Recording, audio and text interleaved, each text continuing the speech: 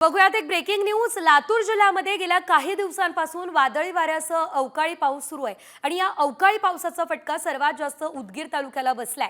आपण बघतोय पोल्ट्री फार्मचे पत्रे उडून गेलेत। सुमारे 600 ते 700 कोंबड्यांचा मृत्यू झालेला आहे। तर बामणी शिवारामध्ये वीज पडून 3 जनावरं आणि 24 मेंढ्या या दगावलेल्या आहेत। दरम्यान याचा सविस्तर आढावा आमचे प्रतिनिधी संदीप भोसलेंनी घेतला। बघूया।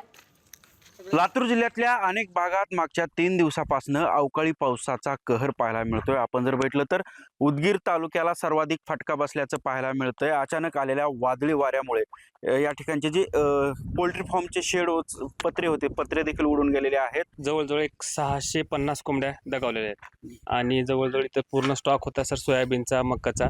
हे वादळी वाऱ्यानं पूर्ण उडून जाऊन पूर्ण भिजून नासाडी झाले सर त्यांचे। आता मी सकाळी दुसऱ्या गोडाऊनमध्ये नेऊन याला वाळवलेलं आहे। जवळजवळ सर सगळा हिसाब लावता एक 4.5 ते 5 लाखाचं माझं नुकसान झालेलं आहे सध्या आणि ह्याच्यातून काही सरकारकडून अपेक्षा आहे मदतीची, जे होईल ते आता बघू सर पुढे। आता संदीप भोसले, साम टी न्यूज, उदगीर, लातूर।